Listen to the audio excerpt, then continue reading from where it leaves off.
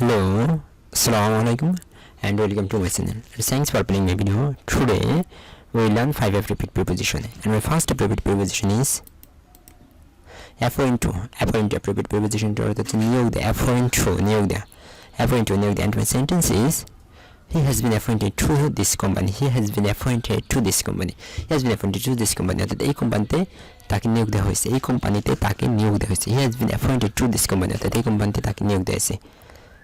My second favorite preposition is avenge on প্রতিশোধ নেয়, avenge on প্রতিশোধ নেয়.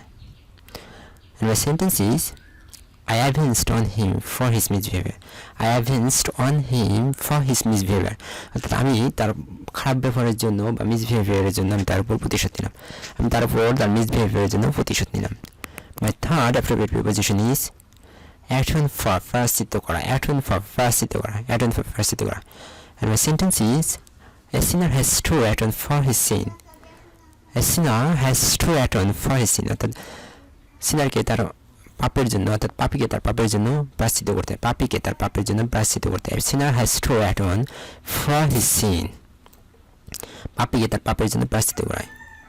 My fourth appropriate preposition is authority on. কোনো কিছুতে বিশেষজ্ঞ. My sentence is he has an authority on English. তার ইংরেজির প্রতি দখল আছে বা ইংরেজিতে সে বিশেষজ্ঞ. He has an authority on English. অর্থাৎ সে ইংরেজিতে বিশেষজ্ঞ. My last and fifth appropriate preposition is attune to নিমগ্ন. And my sentence is he attuned to his study. সে তার পড়াশোনায় নিমগ্ন. সে তার পড়াশোনায় নিমগ্ন. আজকের পাঁচটা appropriate preposition একসাথে আরেকবার. appoint to নিয়োগ দেয়. He has been appointed to this company. অর্থাৎ সে এই কোম্পানিতে তাকে এই কোম্পানিতে নিয়োগ দেওয়া হয়েছে. avenge on প্রতিশোধ নেয়. I avenged on him for his misbehavior. অর্থাৎ আমি তার খারাপ ব্যবহারের জন্য তার উপর প্রতিশোধ নিলাম. atone for প্রায়শ্চিত্ত করা. sinner has to atone for his sin. অর্থাৎ পাপীকে তার পাপের জন্য প্রায়শ্চিত্ত করতে হয়. authority on বিশেষজ্ঞ, কোনো কিছুতে বিশেষজ্ঞ. he has an authority on English. তার সে ইংরেজিতে সে বিশেষজ্ঞ বা ইংরেজিতে তার প্রচুর দখল আছে. attune to নিমগ্ন. he attuned to study. সে পড়াশোনায় নিমগ্ন থাকলো.